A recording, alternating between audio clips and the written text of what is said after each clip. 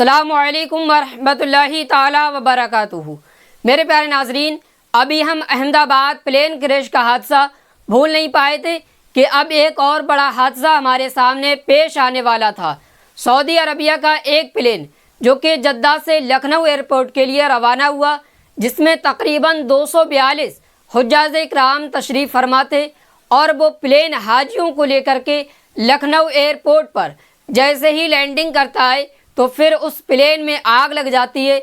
उसके बाद क्या होता है आप इस वीडियो में देखिए। वैसा ही लखनऊ में जब एक फ़्लाइट लैंड होती है जो कि सऊदी के जेद्दा से आ रही थी, और वो जब लैंड होती है और लैंड होकर जब वो धीमी होने लगती है तो उसके पहियों में आग लग जाती है, और वो आग इतनी तेज़ हो जाती है कि उससे लपटें बाहर निकलने लगती हैं, और विमान चालक दल ये तुरंत सूचना देता है कि हमारे विमान में आग लग चुकी है, इसको बुझाने के वो प्रबंध किए जाएँ। और वैसे ही एम्बुलेंसेज और वो गाड़ियाँ जो आग बुझाती हैं वो दौड़ने लग जाती हैं, अफरा तफरी मच जाती है एयरपोर्ट के ऊपर। और विमान का एक वीडियो सामने आता है जिसमें उसके टायर जल रहे होते हैं, टायरों में आग लगी हुई होती है। सबके दिमाग में सिर्फ एक ही चीज़ होती है कि अभी एयर इंडिया का बोइंग 787 8 प्लेन जो है वो नीचे गिरा है, और उसके बाद अब फिर से इतना बड़ा फिर से हादसा। और इस बार जो है जगह दूसरी थी, फ्लाइट का नाम, फ्लाइट ऑपरेट करने वाली कंपनी दूसरी थी, और देश दूसरी देश की फ़्लाइट थी, और वो लखनऊ में थी।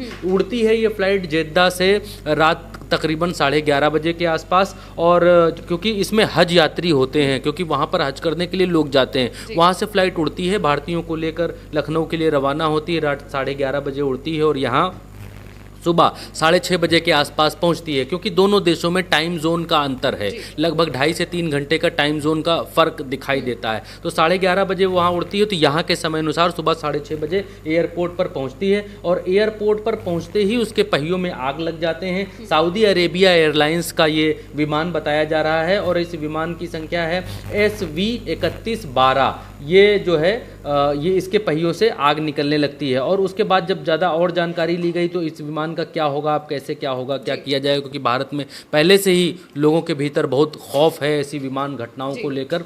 तो ये मालूम चला कि इस विमान को अब वापस दोबारा इसके पहियों को ठीक करने की कोशिश की जाएगी, क्योंकि लैंडिंग गियर जो नीचे पहिए निकलते हैं टेक ऑफ के समय और टच डाउन के समय, जो पहिए निकलते हैं और अंदर जाते हैं उनको लैंडिंग गियर बोलते हैं। तो जब लैंडिंग गियर बाहर निकले और इसने ज़मीन को टच किया तो उसके पहियों में आग लग गई। कारण पता किया गया तो कारण ये निकल कर आया है कि उसके पहियों लैंडिंग गियर से एक तरीके का जो द्रव्य पदार्थ है वो निकल रहा था, और उसकी वजह से, उस लीकेज की वजह से आग लगी है। और इस फ्लाइट को अब वापस जेद्दा भेजा जाएगा, बिना किसी यात्री के वापस भेजा जाएगा।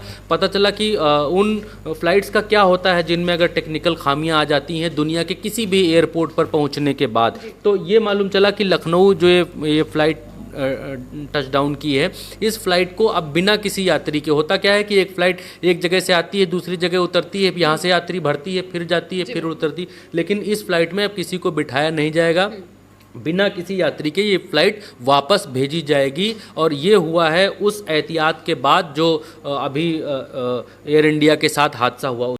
मेरे प्यारे नाजरीन, अल्लाह ताला का लाख लाख शुक्र एहसान है कि उसने 242 हुज्जाज इकराम पर अपना ख़ास फजलो करम फरमाया, और वो 242 हुज्जाज इकराम जो कि जद्दा से एयरपोर्ट से प्लेन के अंदर बैठे और लखनऊ एयरपोर्ट पर उन्होंने लैंडिंग की, और वो खैर आफियत के साथ, सलामती के साथ अपने वतन पहुंच गए।